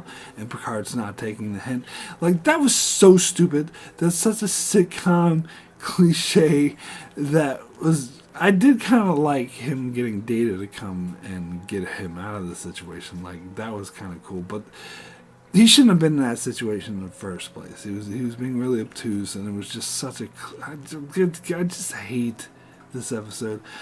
The one slight thing I liked about I actually liked how they had those fish people, and Loxan and Troy just very casually was like, oh yeah, they're going to blow up the conference. And, like, I thought her telepathic powers weren't supposed to be working, though. I don't know. Like, I despise this episode. This episode's... It is actively painful to watch. I just couldn't believe just how terrible it was. Anyway, let me move over to the next episode, which is The Emissary. So, this is an example of an episode that I actually, after this recent rewatch, I appreciated a lot more. Like, I always liked this episode, but I never liked it as much as I do now. Like, I actually think this is a great episode. And I always thought it has, like, a moderately good episode in the past. Part of the reason why is because, again, it has to do with the order of which I watch things. I saw season 4 before I saw this episode, so I saw Reunion, Kalar's second appearance, before I saw this episode, so I always looked on this episode as, oh, this is the origin story of where Kalar came from, because I had already met her before I watched this episode. But watching it now with, trying to just paying attention, analyzing it, and trying to look at it from a fresh perspective, this is a really great episode, like, from a character point of view. And I think it's also because I'm older and I appreciate character stories a bit more than when I was a teenager. I can see, like, how well written, how well acted this episode. Like, I talked a little bit about guest stars before, and Next Generation, and particularly Voyager, always had an issue with bad guest stars. And if they have terrible guest stars, they can torpedo the episode, particularly... At this point in time, the budget on the show was tiny, so you usually couldn't afford decent guest stars. But this episode, the actress who plays Kalar did such an amazing job. Like, I was just blown away on how just amazing her performance is, that she really brought this character to life. Like, this was a really fleshed out, three-dimensional character that you really cared about and that you really could identify with and that you really wanted to know more about. It was well written and well acted. It's a very interesting concept to have a half Klingon, half human. Of course, this was explored more in Voyager with B'Elanna Torres, who I think was kind of based off of this character, because this was kind of the initial half human, half Klingon. And sort of her demeanor of being like kind of out, very, extroverted and having this huge sense of humor, but mixed in with this like violent undercurrent of this Klingon side of her, which she couldn't control. Like, that was very, very fascinating, well played. Like, I love her interactions between Troy. It was actually very good. And then you enter the relationship with Worf. Like, we've done it before a couple times with Picard hooking up with old flings. But I actually think this case of Worf hooking up with an old fling worked way better than the ones with Picard. And I think this does a lot to flesh out Worf's character as well. And I think the chemistry between these two characters were absolutely amazing. And like, you didn't even get the full backstory of what happened between them before, but you don't really have to, because the way they play off each other is like, the two actors like did such an amazing job of playing this relationship. And of course how it ended poorly last time, and Worf is still very upset, but he still has these underlying feelings for her, which eventually come out when they have sex. And then Worf proposes to her, and she rejects it because she thinks he's just doing it out of honor, and he thinks that she just had a one-night stand that meant nothing, and so they're back to hating each other. But then they come to realize at the end of the episode that they had their own hang-ups, but they do actually really love each other, but they still part ways. Like, that was absolutely amazing. And I gotta be completely 100% honest. If Kalar never appeared again, and this was a romance of the week type episode, then I probably would not think as highly of this episode. I would still like it, but I think it would make a difference. Now, you might think that's unfair because I'm judging it by what they do in the future, but I think it makes a difference, because there's other episodes that do have these, that have a story that should have lasting effects on their character, but it's never talked about and mentioned again. And I've complained about it a lot. Some people think I'm being unfair because there's an episodic nature of Star Trek in general. And they also often bring up TNG as being episodic in nature. But I'll fight against that, because I think it does make a difference. I think if Kalar never appeared again, that would hurt this episode, because it should have lasting effects on Worf. Now, one little nitpick I gotta complain about is that in this episode, there's a time where Picard orders Worf to work with Kalar, and Worf says he doesn't want to. He suggests maybe Data or Riker should do it, and Picard is just like, do you have any personal reasons for this request? And Worf says yes, and he's like, any professional? And Worf is like, no. And then Picard just stares at him like, he's like, fine, I withdraw my request, sir. That's a funny scene, and a lot of people like it, but I'm going to call that this is out of character for Picard. Now, seems like modern military or modern, like, command structure, like, would be like this, but it seems like Next Generation has always been, like, more, they care more about their officers' feelings.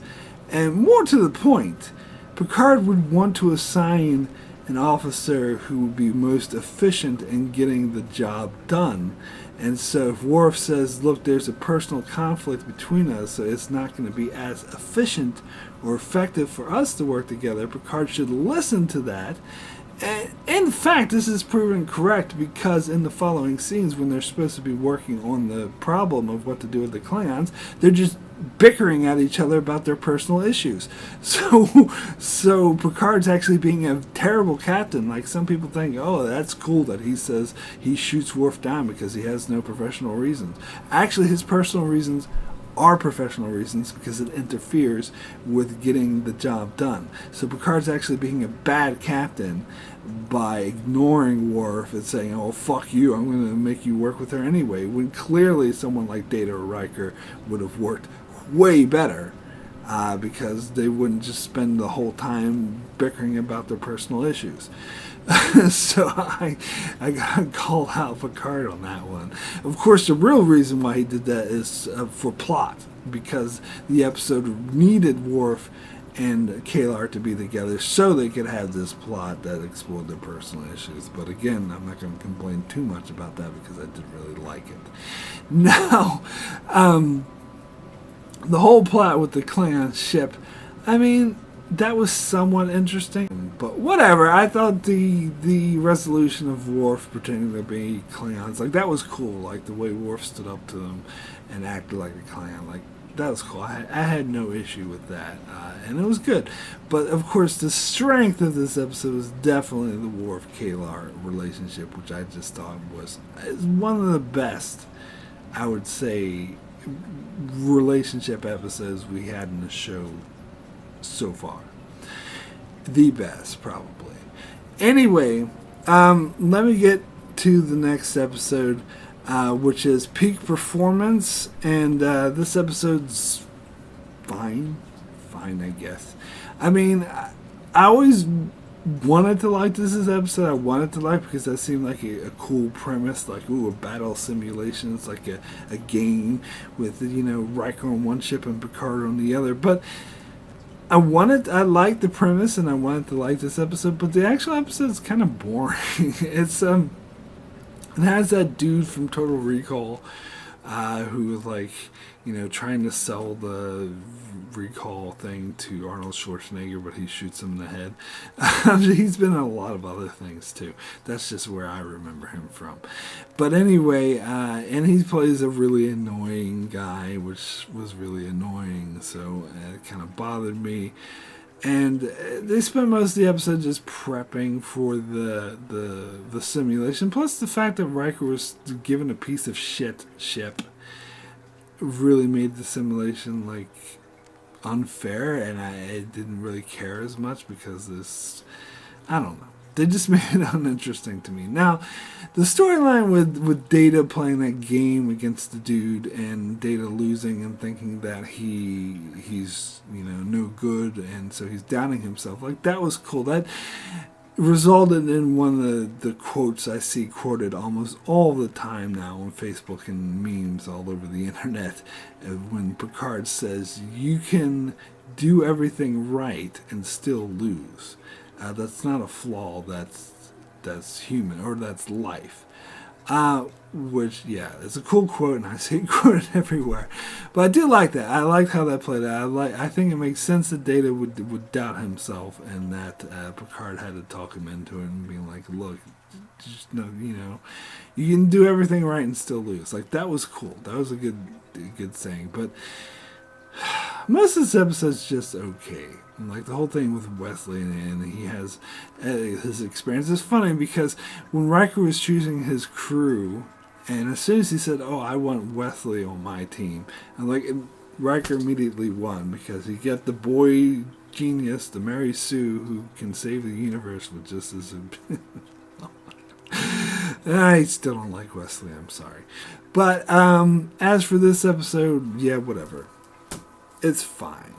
I will admit I did like that moment at the end where Data plays the dude in that game again, and they stalemate, and and everyone's trying to convince Data that he won, but Data's like, actually, technically, I did not win. It was just a stalemate, and everyone's like, "Data," and he's like, "I busted him up." Like that. That was a funny moment, I will admit. So anyway, this episode's fine. It's okay. Alright, fine. Let's get into the final episode of Season 2, Shades of Grey, and this episode is terrible. It's a clip show. Now, here's the thing. I've seen a lot of people try to give this episode a pass.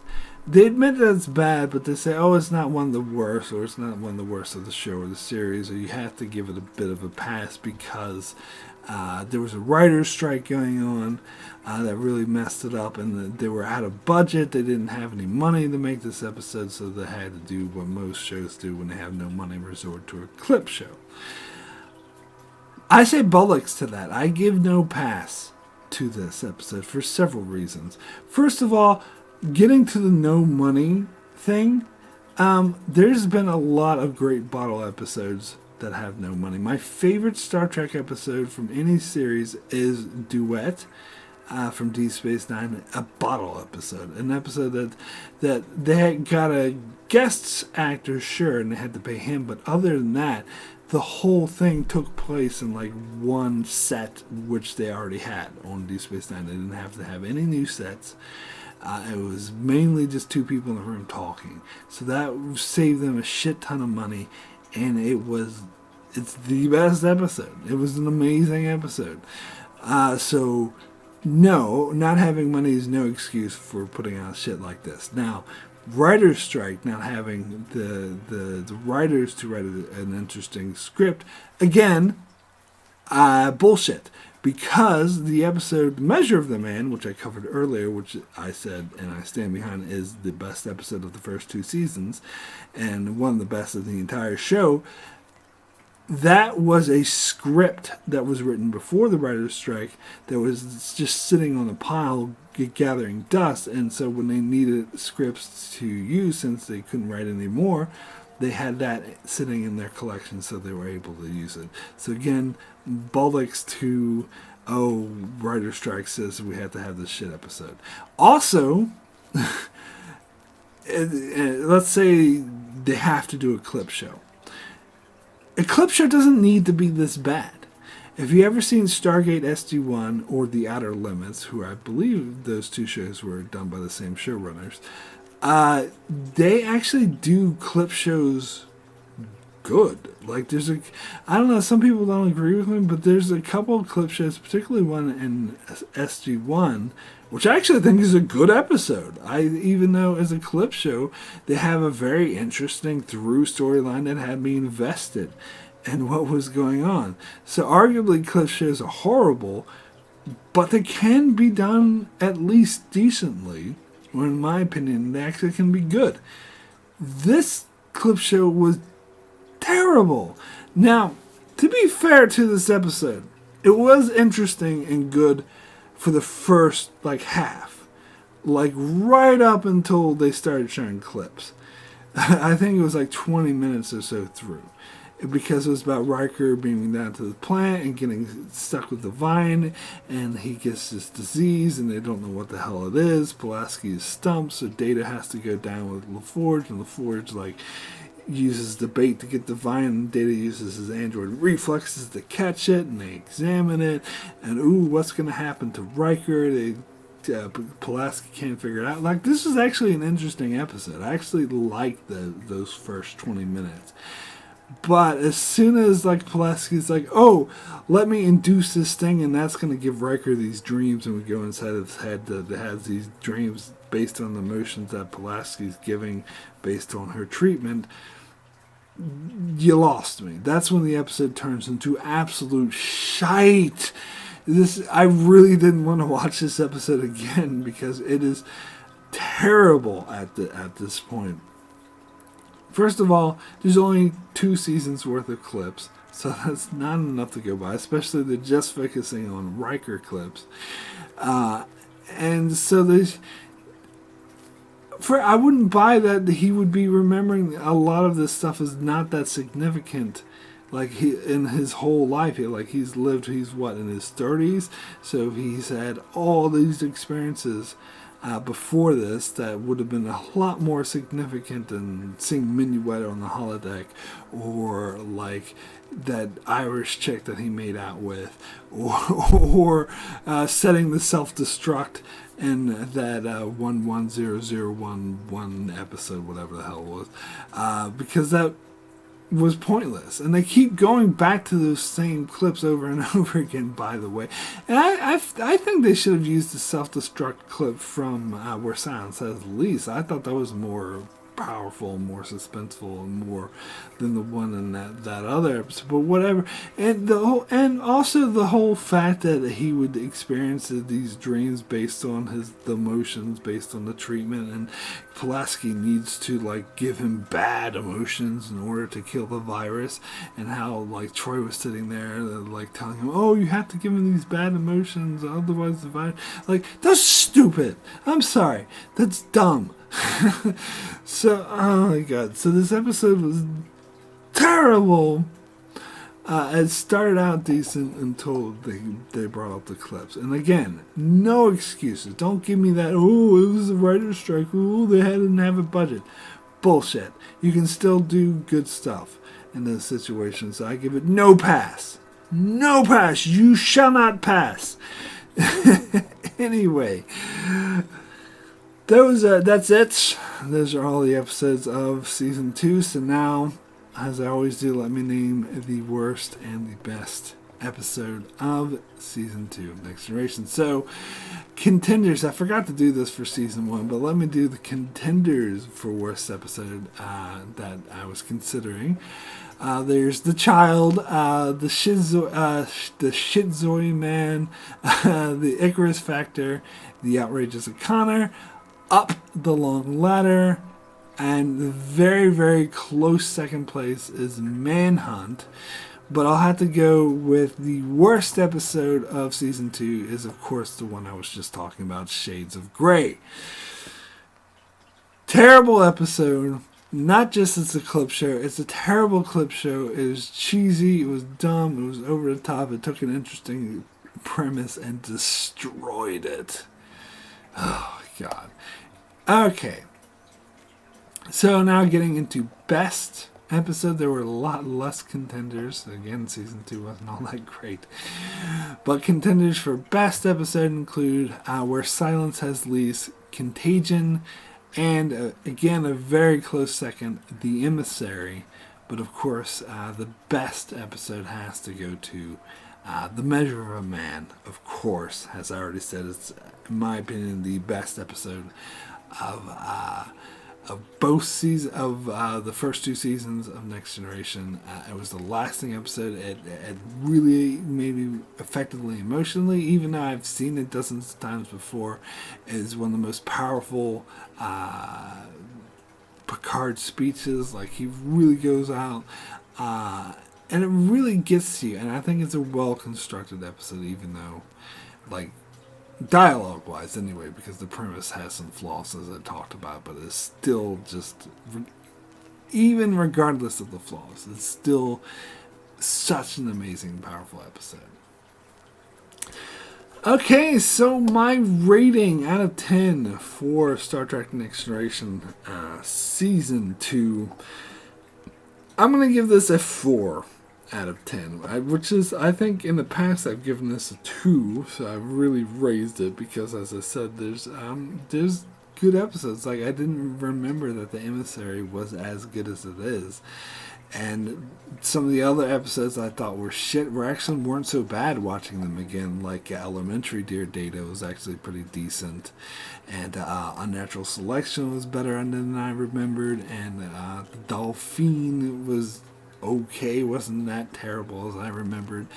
And I liked like Contagion and Times Squared, and Penpals was actually decent, and Q-Who I raised the rating a little bit. So I did, and I definitely, watching season 1 start to finish, and then watching season 2 start to finish, I definitely noticed a vast improvement from those 2 seasons that I never really caught before because I watched them all out of order or whatever.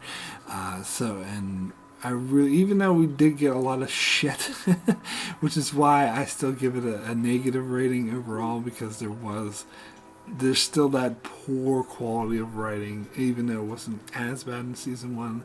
It's still present in season 2, the cheesy aspect of it, and we got a lot more like shit episodes that really stand out, like the aforementioned Shades of Grey and fucking Manhunt. Oh my god, it's terrible. And outrageous O'Connor, who fuck that guy. But so it's still not a good season overall, but it's definitely an improvement, and it definitely has its high points. So anyway, so the show, but we're talking about improvements. The show definitely, like, it goes from night to day in season 3. Season 3, it was just a vast, stark difference between the first 2 seasons and season 3. It's unprecedented in any television show. I have to say, I've never ever seen a show improve that much. And of course, I'll get to that next month when I cover season 3. Anyway, that is it for my review of Star Trek Next Generation Season 2. This was especially long. I'm very terrible at keeping these short. But thank you so much for watching. Be sure to check out my channel as I continue to cover every episode of Star Trek Next Generation, one season at a time. Also, as I cover many other shows like Star Trek, Better Call Saul, The Expanse, and more. So be sure to subscribe so you can keep up with all of that. And thanks a lot for watching.